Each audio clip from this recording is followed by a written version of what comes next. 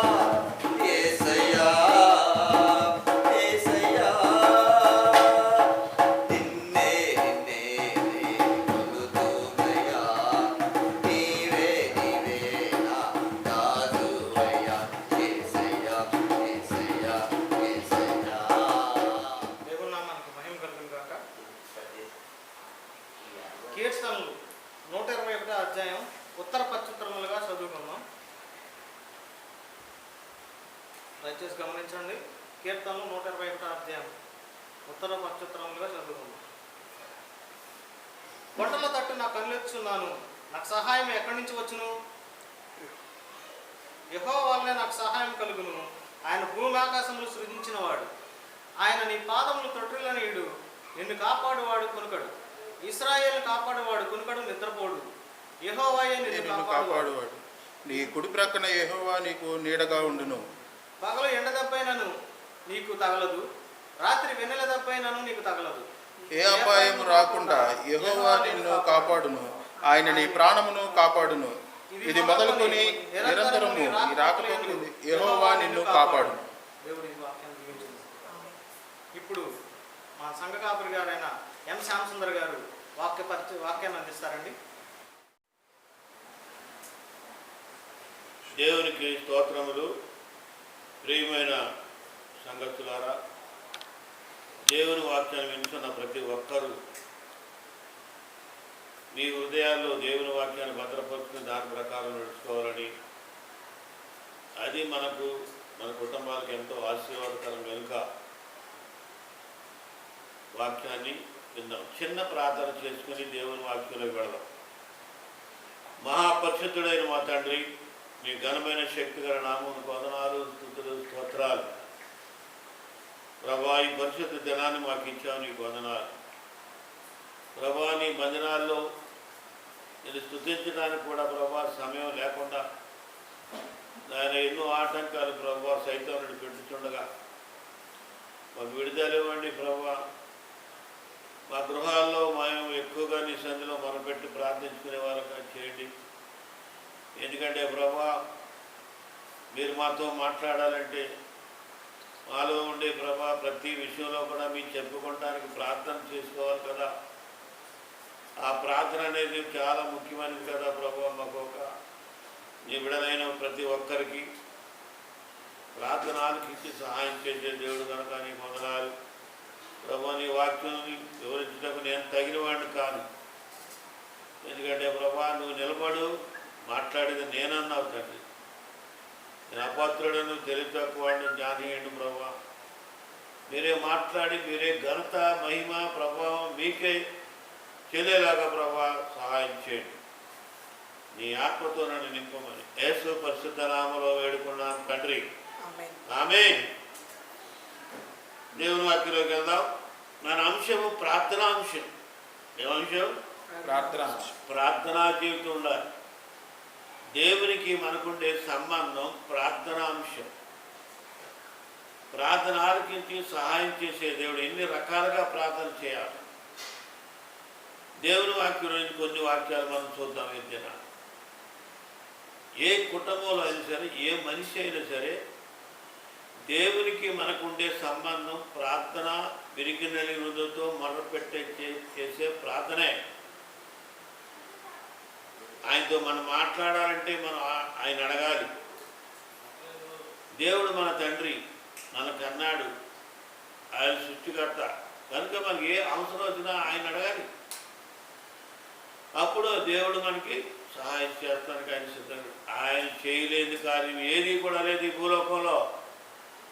అసాధ్యమైనది ఏది కూడా ఆయనకి లేదు కనుక మన దేవుడు అంత శక్తిమంతుడు కనుక ప్రార్థన చేద్దాం. దేవుని వాక్యంలోకి వెళ్దాం. చూడండి, మొదటి దినవృత్తాంతములు 4వ అధ్యాయం 10వ వచనం. ఎబ్బేజు ఇశ్రాయేలీయుల దేవుని గూర్చి మొరపెట్టి నీవు నన్ను నిశ్చయముగా ఆశీర్వదించి నా సరిహద్దులను విశాలపరిచి నీ చెయ్యి నాకు తోడుగా ఉంచి దయచేసి నాకు కీడు రాకుండా దానిలో నుండి నన్ను తప్పించమని ప్రార్థింపగా మరి యెహోషువ ప్రార్థించగా దేవుడు అతడు చేసిన మనవి ప్రార్థన ఆలకించి అతనికి దయచేసాను. చూశారండి, ఎబ్బేజు అడుగుతున్నాడు ప్రభువుని, ప్రభా దయచేసి నన్ను ఆశీర్వదించు అని ఏమి కావాలో అడుగుతుంటే ఆయన చేసిన ప్రార్థన ఆలకించి ఆ ప్రార్థనకు జవాబు ఏమంటున్నాడు దేవుడు? ఆ మనవి చేసిన ప్రార్థన ఫలితం నేను ఇస్తున్నానని చెప్తున్నాడు. అంతే. అడగాలి ఏదైనా సరే మనం దేవుణ్ణి అడిగితే విశ్వాసంతో అడిగినప్పుడు ప్రభు నాకు ఇది చేస్తాడన్నప్పుడు ఆ ప్రార్థన ఆలకించి సహాయం చేస్తాడు. చూడండి యాకోబు 5వ అధ్యాయం 16 నుంచి 18 వరకు. మీ పాపములను ఒకరితో ఒకరు ఒప్పుకోవాలి. మీరు స్వస్థత పొందినట్లు ఒకరి కొరకు ఒకరు ప్రార్థన చేయాలి. నీతిమంతుని విజ్ఞాపన మనస్పూర్వకమై బహు బలము గలదైండును. ఏలియా మన వంటి స్వభావం గలవాడై వర్షింపకుండానట్లు ఆయన ఆసక్తితో ప్రార్థన చేయగా 3.5 సంవత్సరాల వరకు భూమి మీద వర్షింపలేదు. మరలా ప్రార్థించగా భూమి మీద వర్షం. కాబట్టి ఇలాగా ప్రార్థనా జీవితం. ఏలియా మన వంటి స్వభావం గలవాడే. ఆయన పట్టుదలతో ప్రార్థించినప్పుడు ఏమైపోయింది? 3.5 సంవత్సరాలు వర్షం కురవకుండా అయిపోయాడు. మరలా ప్రార్థించగా మళ్ళీ వర్షం కురిశాడు. చూసారా? ప్రార్థన ఆలకించి సహాయం చేసే దేవుడు. మన ప్రార్థన చేయకోకుండా నాకు అది కావాలి ఇది కావాలంటే కుదరదు. విశ్వాసంతో ప్రార్థన చేయి. నీకు ఏది కావాలో ఆ ప్రార్థన ఆలకించి. ఎబ్బేది ప్రార్థన ఆలకించి అతను సహాయం చేయలేదా? ఏలియా ప్రార్థన చేస్తే ఏలియాకు 3.5 సంవత్సరాలు వర్షం కురవకుండా చేశాడు. మరలా ప్రార్థన చేస్తే కురిపించు ప్రభు అంటే కురిపించాడు. చూడండి, అదే యాకోబు 5వ అధ్యాయం 14 నుంచి 16 వరకు. మీలో ఎవడైనా రోగి అయి ఉన్నాడా? మీలో ఎవడైనా రోగి అయి ఉన్నాడా? అతడు సంఘము పెద్దలను పిలిపింపవలెను. సంఘము పెద్దలను తీసుకుని వారు ప్రభు నామమున అతనికి నూనె రాసి అతని కొరకు ప్రార్థన చేయవలెను. ఏం రాసండి? విశ్వాస సహితమైన ప్రార్థన. ఆ రోగిని స్వస్థపరచును. ఏం ప్రార్థన? ఏ వేసి ప్రార్థన చేయాలి? స్ప్రే కొట్టేయాలా? లేదా జిమ్మేయాలా? నూనె రాసి ప్రార్థన చేయమంటారు. రకరకాలుగా చేస్తున్నారు నూనె తీసుకుని. కానీ దేవుని వాక్యం ఏముంది? నూనె రాసి ప్రార్థన చేయమన్నారు. విశ్వాస సహితమైన ప్రార్థన రోగిని ఎటువంటి వాడినైనా సరే స్వస్థపరచును అని దేవుని వాక్యం చూడండి. రోమా 15వ అధ్యాయం 30 నుంచి 32 వరకు. సహోదరులారా నేను యూదయలో ఉన్న చేతుల్లో నుండి తప్పింపబడి యెరూషలేములో చేయవలసిన పరిచర్య పరిశుద్ధులకు ప్రీతికరమగునట్లు నేను దేవుని చిత్తము వలన సంతోషంతో మీ యొద్దకు వచ్చి మీతో కలిసి శాంతి పొందినట్లు మీరు నా కొరకు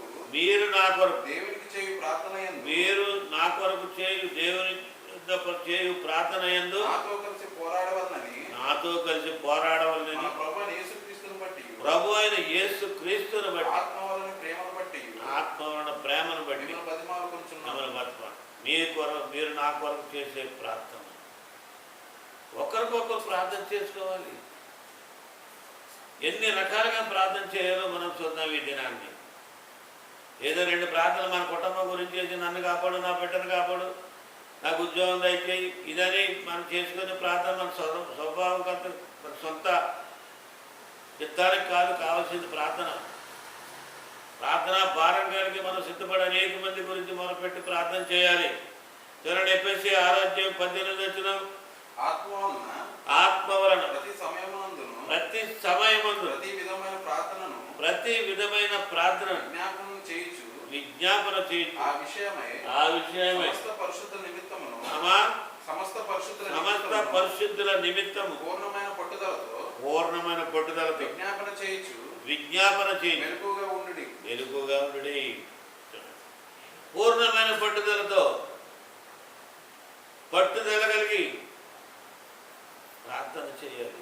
ప్రభువా కార్యం చేస్తున్నాను, నీకు వందనాలు. పట్టుదల ఉందా? ప్రార్థనలో పట్టుదల ఉందా? విశ్వాసం ఉందా? కాబట్టి ప్రార్థనలో పట్టుదల కలిగి ప్రార్థన చేయమని దేవుని వాక్యం చెబుతుంది. చూడండి, 1 తిమోతి 2వ అధ్యాయం 1 నుంచి 3 వరకు. మనం సంపూర్ణ భక్తియు మాన్యత కలిగి నెమ్మదిగాను సుఖముగాను నిమిత్తం అన్నిటికంటే ముఖ్యముగా మనుషులందరి కొరకు రాజుల కొరకు అధికారులందరి కొరకు విజ్ఞాపనలు ప్రార్థనలు యాచనములు చేయవలెను హెచ్చరిస్తున్నాను. ఎవరి కొరకు ప్రార్థన చేయాలి? మన కొరకే, రాజుల కొరకు, అధికారుల కొరకు ఏంటి, మరి ఎంతోమంది నశించిపోతున్న వారి కొరకు. భూలోకంలో ఎంతమంది దేవుని ఎరగకుండా నశించిపోతున్నారు, వాళ్ళందరి కొరకు, వారందరూ తెలుసుకునేలాగా వాళ్ళందరి గురించి ప్రార్థన చేయాలి. రాజులు, యాజకులు, మరి అనేక మంది మరి ప్రవక్తలు, అనేక మంది దేవుని ఎరగని వారి గురించి ప్రార్థన చేయాలి. రాజకీయ నాయకుల గురించి ప్రార్థన చేయాలి. విసుకగా నిత్యము ప్రార్థన చేయాలి. చూడండి, అదే లూకాసు వార్త 10:2. పంపినప్పుడు ఆయన వారితో ఇట్లనే కోత విస్తారంగా ఉన్నది కానీ పనివారి మంది. కోత విస్తారంగా ఉన్నది. దేవుని వాక్యం చెప్పడానికి ఎంతోమంది లేరు. ఎంతోమంది దేవుని వాక్యాన్ని విని రక్షింపబడాలి. కోత విస్తారంగా ఉంది. రక్షింపబడవలసిన వారు ఎంతోమంది ఉన్నారు. కానీ బోధించేవారు, దేవుని వాక్యం చెప్పేవారు లేరని దేవుని వాక్యం చెబుతుంది. మత్తయి సువార్త 9:27, 37. కోత విస్తారమే గాని 37 నుంచి 38 వరకు. కోత విస్తారమే గాని పనివారు కొద్దిగా ఉన్నారు. గనుక కోతకు పనివారిని పంపుమని కోత యజమానుని వేడుకొనని శిష్యులతో చెప్పాను. యజమానుడు అంటే ప్రభువుని, ప్రభా ఇంత మంచి నశించిపోతున్నారు ప్రభువా, వాళ్ళు రక్షణ పొందేలాగా ఇంకా సేవకులను లేపండి ప్రభువా, ఇంకా మీరు సిద్ధపడి అనేక మందిని సిద్ధపరిచేలాగా లేపండి ప్రభువా, సహాయం చేయండి ప్రభువా. ఎంతోమంది నశించిపోతున్నారు ప్రభు, విస్తారంగా ఉంది. కానీ ప్రభా నీ సువార్త అందించి వారు లేరు ప్రభువా. నీ దేవుని వాక్యం ఎంతో ఘోషిస్తుంది. చూడండి, అదే రోమా 17వ అధ్యాయం 11వ అధ్యాయం 13వ వచనం నుంచి 14 వరకు. అన్యజనులకు మీతో నేను మాట్లాడుతున్నాను. అన్యజనులకు అపోస్తులుడై ఉన్నాను కనుక ఏ విధమునైన నా రక్త సంబంధులకు రోషం పుట్టించి వారిలో కొందరిని రక్షింపవలెనని నా పరిచర్యలు గణపరుచుతున్నాను. నశించిపోతున్న వారి గురించి, వారు రక్షణ పొందాలని నేను ఎంతో ప్రయత్నం చేస్తున్నాను. పరిచర్య ముందుకు సాగాలని, అనేక మంది నశించిపోకుండా రక్షణ పొందాలని చూసారా ఆశ అండి. ముఖ్యంగా నశించిపోతున్న వారి గురించి భారం. మనం సిద్ధపడితే కాదు, దేవుని పరిచయాలుగా ఉండాలి. మనం దేవుని జతపని వారిగా ఉండాలి. అనేక మందిని రక్షించాలి. దేవుడు మనకిచ్చిన ఆ తలంపులు, ఆ యొక్క మంచి కృప, నీకు ఇచ్చిన ఆ తలంపును భూమిలో కప్పెట్టకూడదు, అది విశ్రమింపజేయాలి. అప్పుడే నువ్వు ఫలిస్తావు. ఫలింపని చెట్టు నరకబడి అగ్నిలో వేయబడింది. ఫలించేవారుగా ఉండాలి మనం. అలా ఫలించుకోకుండా నశించిపోతే ఎందుకు పనికిరా? మళ్ళీ ఏదో గుడికి వెళ్ళిపోతున్నాం, బైబిల్ ఇచ్చుకుని ప్రార్థన చేసి ఎత్తుకున్నాం అంతే కాదు. నువ్వెవరికైనా దేవుని వాక్యం చెప్పి ఒక్కరినైనా దేవుని మందిరాన్ని తీసుకొస్తున్నావా? వారు రక్షింపబడేలా చేస్తున్నావా? ఒక్క పాపి రక్షింపబడితే పరలోక రాజ్యంలో ఎంతో ఘనత. దేవుడు నీ కొరకు ఎంతో బహుమానం సిద్ధపరుస్తున్నాడు అక్కడ. ఎందుకని? ఇక్కడ నువ్వు సిద్ధపరుస్తున్నావు దేవుని రాజ్యం కొరకు. దేవుని నమ్మేలాగా చేస్తున్నావు. నీ మాటలు దేవుని వాక్యాన్ని ద్వారా చెప్పి రక్షింపబడేలా చేస్తున్నావు కనుక హెబ్రీ 13:1-2 వరకు సహోదర ప్రేమ సహోదర ప్రేమ ఉండనీయుడి, నీలమరముగా ఉండనీయుడి, ఆతిథ్యము చేయ మరవుడి. దాని వలన కొందరు ఎరుగక దేవదూతలకు ఆతిథ్యము చేసేది. మీరును వారితో కూడా బంధింపబడినట్టు నరకంలో ఉన్న వారిని జ్ఞాపకము చేసుకున్నది. మీరును శరీరంతో ఉన్నారు కనుక దుఃఖము అనుభవించుతున్న వారిని జ్ఞాపకము చేసుకున్నది. కాబట్టి ఇలాగా కష్టంలో ఉన్నవారిని, ఆపదలో ఉన్నవారిని రక్షింపబడేలాగా మనం ఉండాలి. ఉన్నతమైన స్థితిలో వాడు వచ్చేలాగా ఉండాలి. అనేక మంది నశించిపోతున్నారనే భారం కలిగి మనం ఉండాలి. ఎప్పుడైతే ఇతరులు రక్షింపబడి దేవుని రాజ్యంలోకి వెళ్ళాలని మన ఉద్దేశం, దేవుని పక్షాన్ని మనం పరిచయం చేస్తాము, పరలోక రాజ్యంలో గొప్ప శక్తిమంతులుగా మనం ఉండగలం. ఒక ఉన్నతమైన స్థితిలో దేవుడు పెడతాడు. దేవుని జత పనివారు, రక్షింపబడిన వారు దీపం వెలిగించి కొంచెం కింద పెడితే అది వెలిగివ్వదు. దేవుడు నిన్ను రక్షించాడంటే ఆయన నీ వెలుగు అనేక మందికి ఉండాలి, అనేక మందికి ప్రకాశించేవారుగా ఉండాలి. ఆ వెలుగు అనేక మందికి తెలిసేలాగా ఉండాలి. నీవు దేవుని చెప్పే దేవుని వాక్యాన్ని, ఆయన వాక్యాన్ని, అప్పుడు దేవుడు నిన్ను భరించేవారుగా చేస్తాడు. చూడండి, అదే మొదటి యోహాను 5:10-12 వరకు. ఆ సాక్ష్యం ఏమనగా దేవుడు మనకు నిత్య జీవమును దయచేసెను. ఈ జీవము ఆయన కుమారుని యందు ఉన్నది. దేవుని కుమారుని అంగీకరించువాడు జీవం గలవాడు. దేవుని కుమారుని అంగీకరింపనివాడు జీవము లేనివాడే. దేవుని కుమారుని నామమందు విశ్వాసముంచు మీరు నిత్య జీవం గలవారని తెలుసుకున్నట్లు నేను ఈ సంగతులు మీకు రాయించున్నాను. దేవుని యందు విశ్వాసం ఉంచిన వాడు ఆయన వాడు కాడు. దేవుని యందు విశ్వాసం ఉంచిన మీరు ధన్యులు. మీ కొరకు చాలా దేవుడు సిద్ధపరుస్తున్నాడు బహుమానం. పరలోక రాజ్యంలో బహుమానాలు ఉన్నాయి, జీతం ఉంది, బిల్డింగులు ఉన్నాయి, రత్నాలు ఉన్నాయి. అవి ఎలా వస్తాయి? దేవుని కొరకు నువ్వు ఇక్కడ చేసే పరిచర్య. ఎక్కడ నువ్వు ఎంత సంపాదించినా ఏమి మిగలదో. కోట్లు సంపాదించి ఎలా వెళ్ళిపోతున్నారు చూడండి భూలోకంలో. దేవుని ఉగ్రత, దేవుని కనుదృష్టి ప్రతి ఒక్కరిని చూస్తుంది. నువ్వు నిజంగా ప్రార్థన చేస్తే ఏ అపాయం నీ మీదకు రాదు. దేవుని వాక్యంలో గొప్ప వాక్యం ఏమున్నదో తెలుసా? చికిత్సలేని కీడు నీ మీదకు రప్పిస్తున్నాను. చికిత్స ఉండదాని దానికి నువ్వు తప్పించుకోలేవు. ఇప్పుడు చూడండి, ఒక మందు కనిపెట్టలేకపోతున్నారు, చికిత్స లేదు దానికి. దేవుని ఉగ్రత తప్పించుకోవాలంటే మోకాళ్ళ జీవితం ప్రార్థనే. ఆ ప్రార్థన జీవితంలో లేకపోతే నువ్వు తప్పించలేకో, దేవుడు నేను తప్పించడు, నశించిపోతామంతే. దేవుని కాపుదల, దేవుని కంచె నీ చుట్టూలో ఉండాలి. యోగు చుట్టూ కంచె ఉన్నది, సైతానుడు ఎక్కడ ప్రవేశించలేకపోయాడు. నీ చుట్టూ కంచె ఉందా? నీ బిడ్డల చుట్టూ, నీ కుటుంబం చుట్టూ కంచె ఉన్నదా? ప్రార్థనా కంచె. ఇంతకుముందు అయితే సమయం లేదండి, పనులు ఉన్నాయండి, ఉద్యోగం ఉందండి, మరి భోజనాలు ఎలా వస్తాయి? ఇది చేస్తున్నావు. ఇంట్లో కూర్చుని ఏం చేస్తున్నావు? నువ్వు ప్రార్థన చేస్తున్నావా? దేవుడి దగ్గర వాగ్దానం పొందుతున్నావా?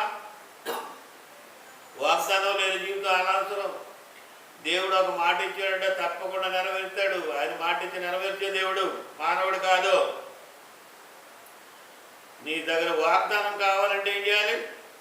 నీ భారం కలిగి ప్రార్థించాలి, నీ ఎవరైతే సరి చేసుకోవాలి. నీ ఇంట్లో ఏదైనా ఇతరుదాయి దొంగిలించి ఉంటే తిరిగిచ్చేయాలి. ప్రార్థన ఎందుకు ఆలకించండి? నేను ఎంతో ప్రార్థన చేస్తున్నాను, దేవుడు నా మాట నా ప్రార్థన ఆలకించట్లేదు, నాకు ప్రత్యుత్తరం ఇవ్వట్లేదు అనుకుంటున్నావు. నీ హృదయంలో నీ ఇంటిలో ఎన్ని దేవునికి విరోధమైనవి ఉన్నాయో. జక్కీ ప్రభు ఇంట్లోకి వెళ్ళినప్పుడు ఎంత జ్ఞాపకం వచ్చాడు చూడండి. ప్రభువా, నేను ఎవరి దగ్గర అన్యాయంగా తీసుకుంటే వాళ్ళని తిరిగి ఇచ్చేస్తా, నా ఆస్తిలో కోసం బాగా మరి సేవకులకు ఇచ్చేస్తా, ఇలాగ ప్రతిదీ సరి చేసుకుంటాడు. ప్రభువుని ఇంట్లోకి వస్తే నిజంగా దేవుని సన్నిధిలో మోకరించి ప్రార్థన చేస్తే నువ్వు చేసిన అన్యాయాలన్నీ జ్ఞాపకం వస్తాయి. ఎవరిని మోసం చేసావో సరి చేసుకోవాలి, విరోధులతో సమాధాన పడాలి. ఆయన పరిశుద్ధుడు, నేను పరిశుద్ధుడను, మీరు కూడా పరిశుద్ధంగా ఉండాలని దేవుని వాక్యం చెబుతుంది. అలా మనం పరిశుద్ధంగా ఉండాలి.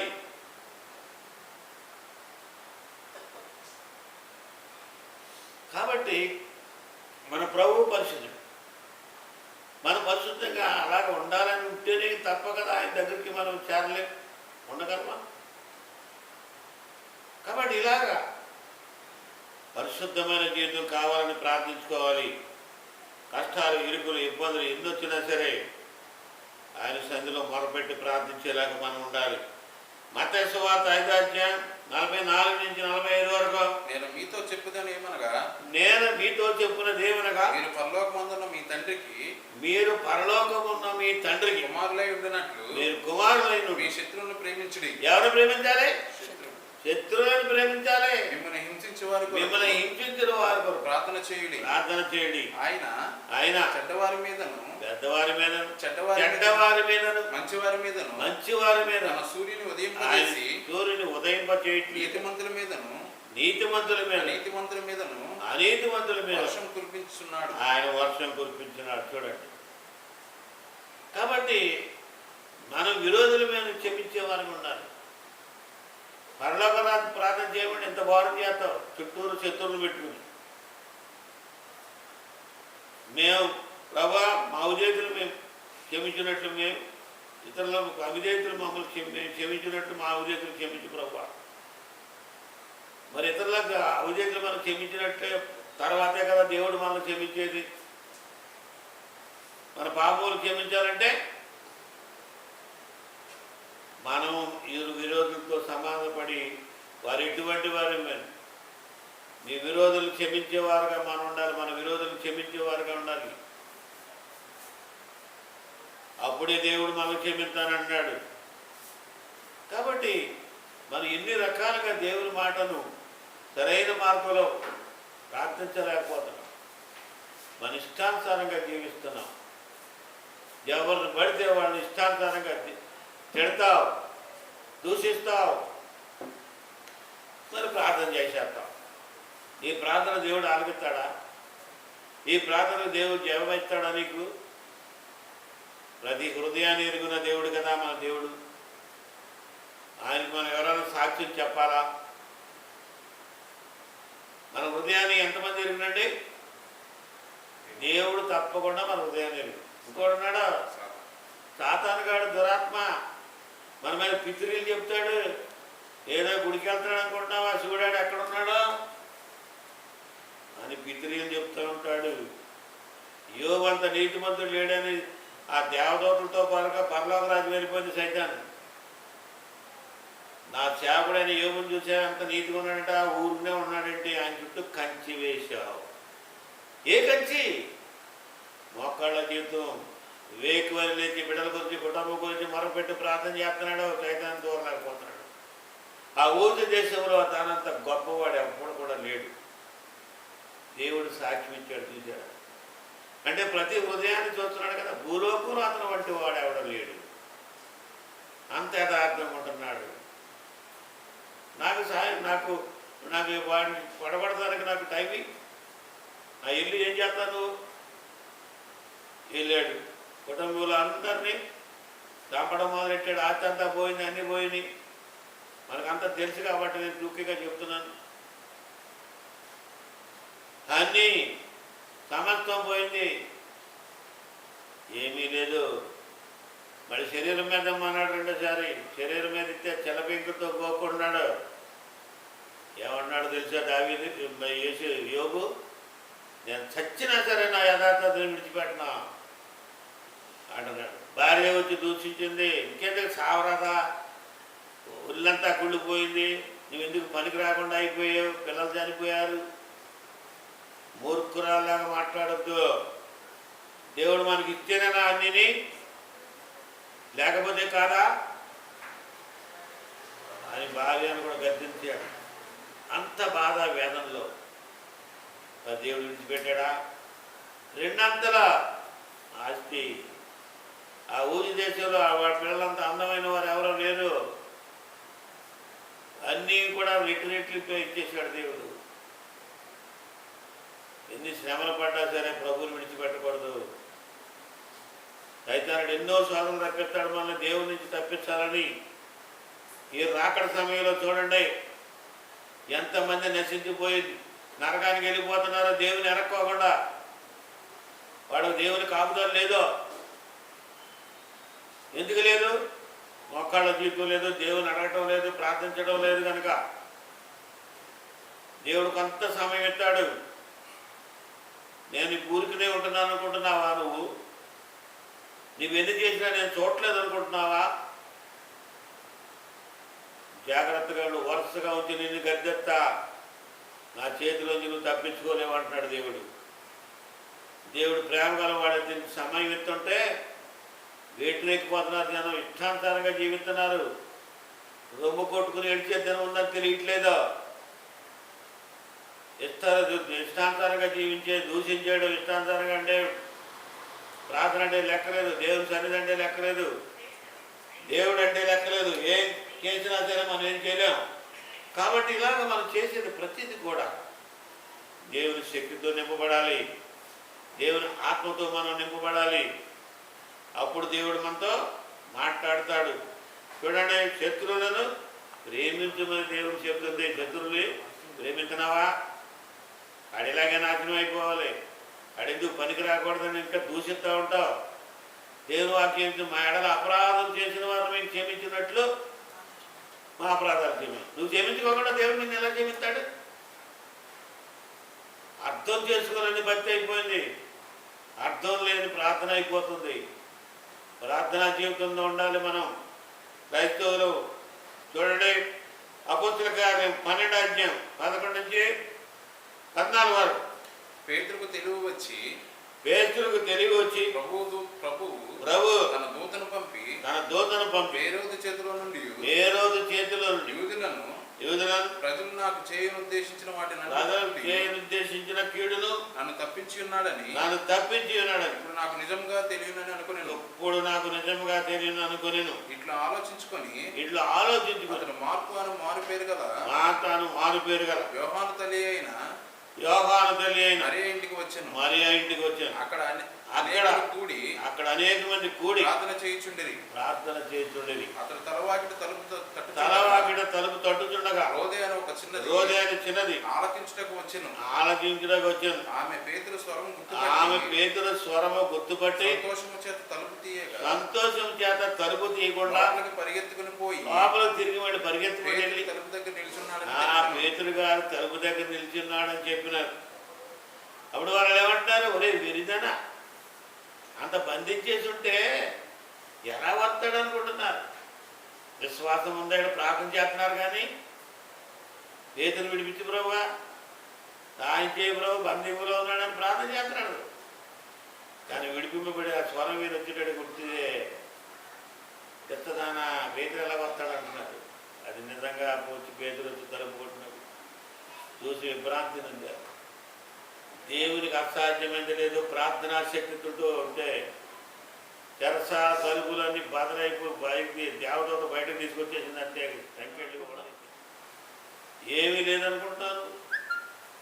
ఇది జరుగుతుందా అనుకుంటున్నాం.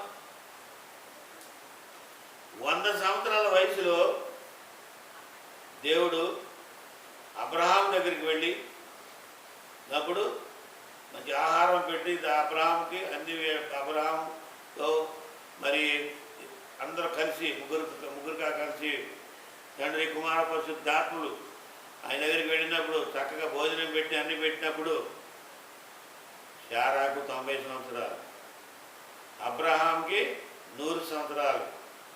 వచ్చే సంవత్సరం నీకు బిడ్డ పుడుతుంటే చోటు నుండి శారా ఈ బాబా నేను ముసలిదాన్ని నాకు పుడతాదా, నాకు బిడ్డ పుడతాడా అంటే ప్రభు ఏమన్నాడు, శారా నువ్వు నవ్వుతున్నావా, నాకు అసాధ్యమైన కార్యం ఏమైనా ఉందా అని ప్రభు చెప్పాడు. కాబట్టి ఇలాగా అబ్రహాంకు ఉన్న విశ్వాసం శారాకు తక్కువ అయిపోయింది. తర్వాత నిజంగానే పుడతాడు, బిడ్డను దేవుడిని సన్నిధిలో పెంచుతాడు చెప్పాడండి. నీకు 100 సంవత్సరాలకు ఏ సంవత్సరం సరే నువ్వు పట్టుదలతో ప్రార్థించినప్పుడు దేవుడు ఎందుకేవాడు? విశ్వాసంతో బాబు నాకు ఎంతో కాలం పుడతాడు ఇంతేనా బతుకనుకుంటున్నావా? నీకు బిడ్డలేరా? ప్రార్థన చేయి. మాకు కూడా 7 సంవత్సరాలు బిడ్డలేరు. వేసదారణ జీవితం ప్రార్థన చేసేద్దాం, ఉపాసం ఉండడం, దేవుని శాంతికి వెళ్ళిపోతాం, సేవకులకు భోజనాలు ఇట్టేద్దాం, దశ భాగాలు ఇచ్చేయడం అన్నీ ఉన్నాయి. కానీ దేవునికి మాకు సరైన సంబంధం లేదు. మేము కన్నీరు విడిచి ప్రార్థించే ఒక దినాన్ని ఏలాగా ప్రభు మాకు వాగ్దానం దయచేయి, ప్రభు మమ్మల్ని క్షమించడం అని చెరుకో పక్కకి వెళ్ళిపోయి ప్రార్థన చేస్తాం మొదలుపెట్టాం. ఏమని మా బిడ్డలు ఈ ప్రభు ఇల్లు లేదు ప్రభు, ఇది కాదు అవిధేయతలు ఒప్పుకుంటాం మొదలుపెట్టావు.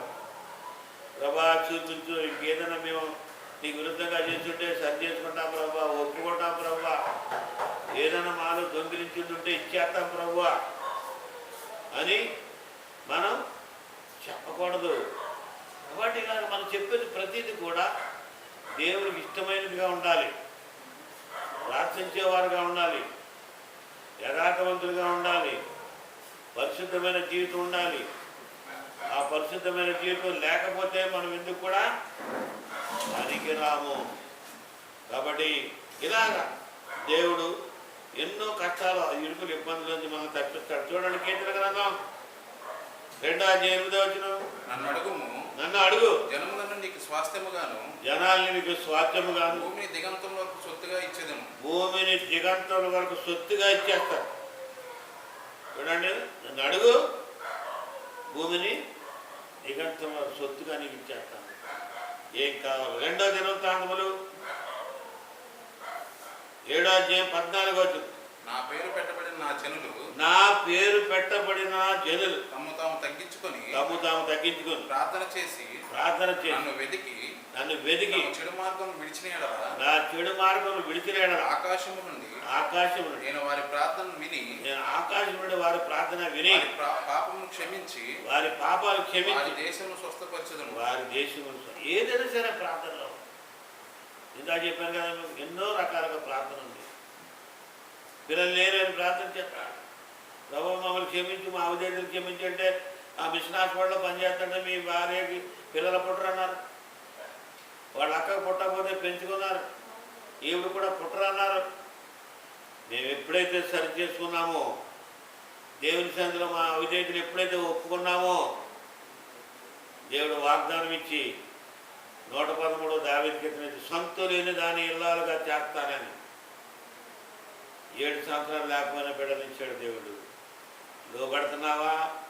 అవిధేతలు సరి చేసుకున్నావా? నీ విరోధులతో సమాధాన పడుతున్నావా?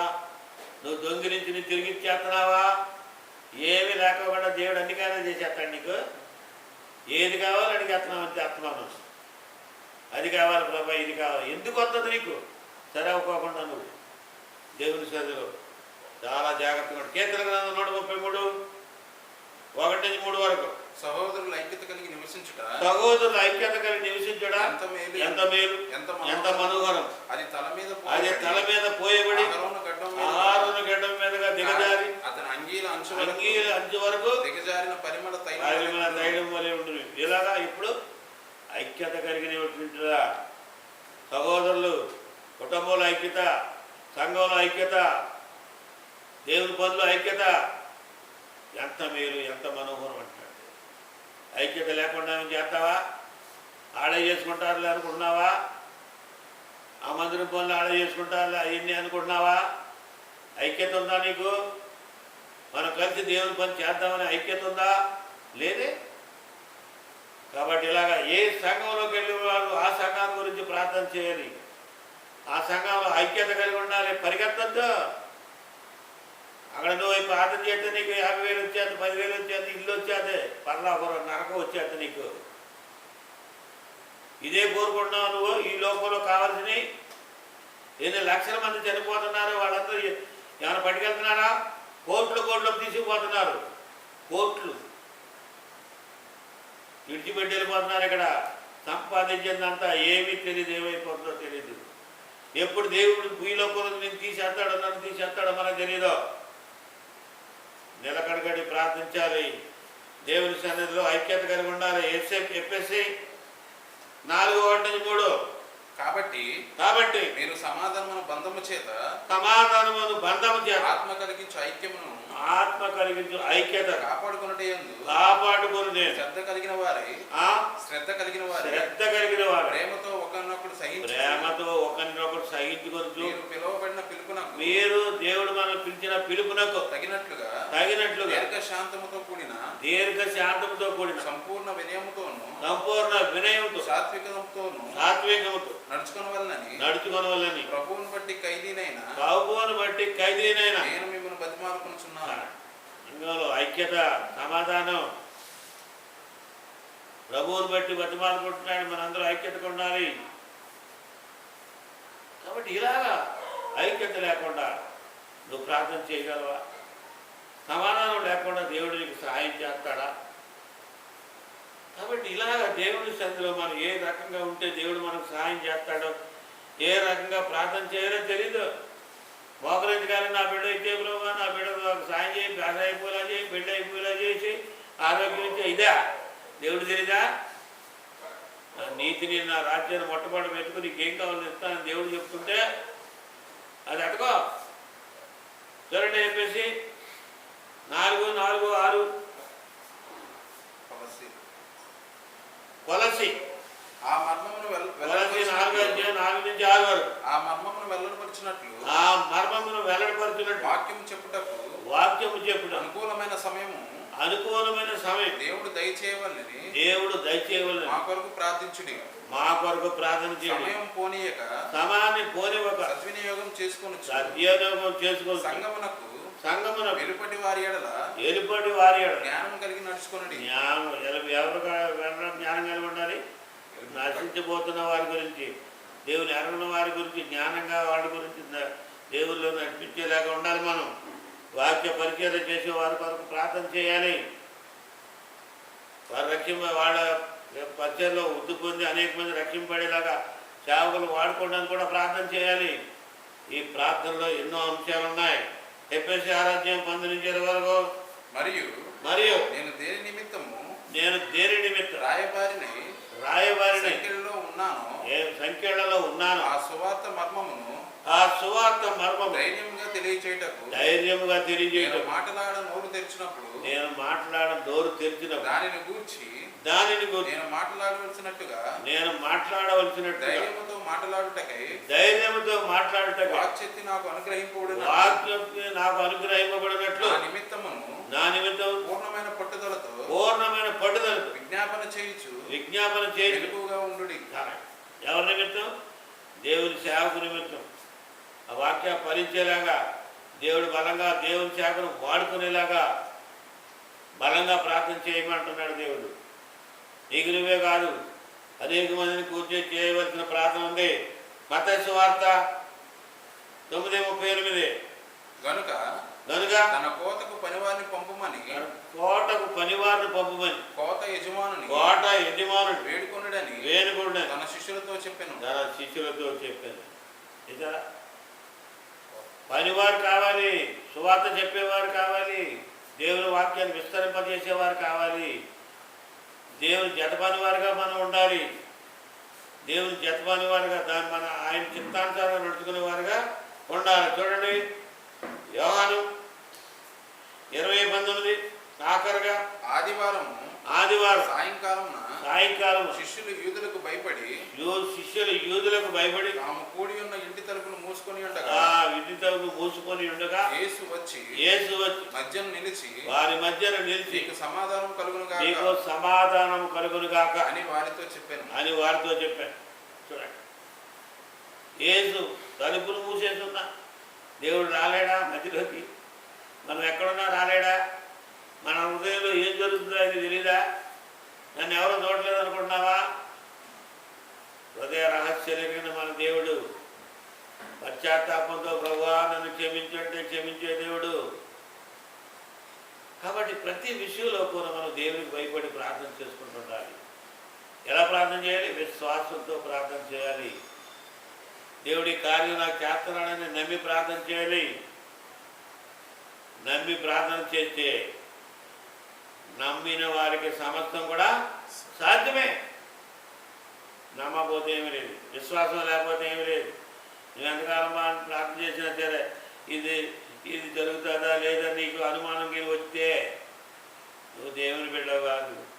దేవుడు చేస్తాడని బలం నీ శక్తి నీలో లేదు. ఇది తప్పకుండా చేస్తాడు దేవుడు అంటే జరిగిపోతుంది. అది విశ్వాసంతో అడుగు దేవుడిని. కాబట్టి క్రైస్తవులైన మనం మన జీవితాలు మొక్కాడ జీవితం ప్రార్థనా జీవితమై ఉండాలి. యేసుప్రభు ఈ లోకం ఉన్నప్పుడు ఏం చేసేవాడు? ఆయన రాత్రంతా ఒలివ కొండకి వెళ్ళిపోయి మొర్ర పెట్టి ప్రన్నీటితో ప్రార్థన చేసేవాడు. అందరి గురించి, రోగుల గురించి, దేశం గురించి నశించిపోతున్నారని, అందరినీ సేవ చేయటమే, వాళ్ళందరినీ కాపాడాలని, అందరికీ సేవ చేయాలని గర్వంగా ఉన్నాడా? ఇదాలో గర్విట్లు ఎక్కువైపోయారు. నేను అనుకునేవాడు ఎందుకు పనికిరారు. ఎంత తగ్గించుకుంటే ఆ దేవుడు అంత హెచ్చింపజేస్తానంటున్నాడు. మీ అందరికీ పరిచయం చేయటం వచ్చానన్నాడు దేవుడు. రాత్రంతా ప్రార్థన చేసి పగలంతా వచ్చి దేవుడిని చూపించేవాడు. అందుకని శోధనలో పడకుండా మెరుగుకోండి ప్రార్థించమని దేవుని వాక్యం చెప్తాడు. పేతురు గారు ఏమంటాడండి? నన్ను అందరూ ప్రభు అంటాడు, రేపు నన్ను అందరూ పట్టించేస్తాను, మీరందరూ పారిపోతారు, నన్ను వదిలిపెట్టంటే నేనెక్కడ పారిపోతాను ప్రభువా? నీ కొరకు చచ్చిపోతా నేను. రేపు ఏం జరిగిపోతుందో ప్రభువు తెలుసు. నీవు నన్ను ఎరగనే ముమ్మారు పొందుతావు అన్నాడు ప్రభు. అలాగే పొంకాడు. అందుకని దేవుడికి తెలుసు మనం ఏం చేస్తాం, ఎలా నిలబడతావో తెలుసు. ప్రార్థనా జీవితం ప్రభుతోనే ఉన్నారండు, కానీ విశ్వాసం అనేది మాట. తర్వాత పశ్చాత్తాపడి ఏడ్చాడనుకోండి. కాబట్టి ఏ శోధన రాబోతుందో మనకు తెలియదు. చూడండి, ఈ దినాల్లో ఏ కీడొచ్చి ఎవరు చనిపోతారో తెలియదు. ఈ కరుణతోటి ధర్మాన్ని రక్షించేవాడు ఒక్కడే దేవుడు. వ్యాధిని కలుగు చేసేవాడినే, స్వతపరిచేవాడినే, చంపేవాడినే, బతికించేవాడినే, నా చేతిలోంచి తప్పించుకోలేదని దేవుడు ఒక్కడే. కాబట్టి క్రైస్తవులైన మనం విశ్వాసంతో ప్రార్థన చేద్దాం. దేవుడి కంచి మన కుటుంబాల చుట్టూ మన చుట్టూ ఉండేదా. దేవుడు ఈ చిన్న వాక్యాన్ని దీవించి ఆశీర్వదించును గాక. ఆమేన్. నేను ప్రార్థన చేసి ముగించుకో. మహాపరిశుద్ధుడైన మా తండ్రి, నీ ఘనమైన నామమునకు వందనాలు, స్తుతులు, స్తోత్రాలు. ప్రభా, ఈ లోకంలో తగ్గించుకోవడం నేర్పించావు, ప్రార్థన చేయడం నేర్పించావు, వరపెట్టడం నేర్పించావు. ప్రభా, నీ సంధికి వచ్చిన వారిని తోసివేయరు ప్రభా, వాళ్ళని క్షమించి భరించేవారుగా చేస్తానన్నావు. మా సంఘాలు, మా కుటుంబాలు అన్ని ఆశీర్వదింపడేలాగా ఈ భయంకరమైన దినాల్లో, ఈ వ్యాధులున్న దినాల్లో ప్రభా మమ్మల్ని చుట్టూ కంచి వేసి కాపాడే దేవుడు నువ్వు ఒక్కడవే. అలా ప్రభా మాకెంతో సమయం ఇచ్చావు. ఆ సమయాన్ని పాటించి ప్రభా నీ సంధిలో ఎక్కువగా వాక్యం చదివి ప్రార్థించుకుంటూ నీకు సమయభక్తులుగా మేము ఉండేలా చేయండి ప్రభా. నాయన ఈ చిన్న వాక్యాన్ని మీరు ఆశీర్వదించి దాన్ని అనుసరించి నడుచుకుంటూ నిన్ను మహిమపరిచేవారుగా చేయమని యేసు పరిశుద్ధ నామములో వేడుకున్నాను తండ్రి. ఆమేన్. తండ్రి, కుమార, పరిశుద్ధాత్మ దేవుడు ఈ వాక్యాన్ని మన ఇంటిలో దీవించి ఆశీర్వదించి ప్రార్థనా శక్తితో ఆత్మతో నిన్ను నడిపించును గాక. ఆమేన్. అందరికీ వందనాలు.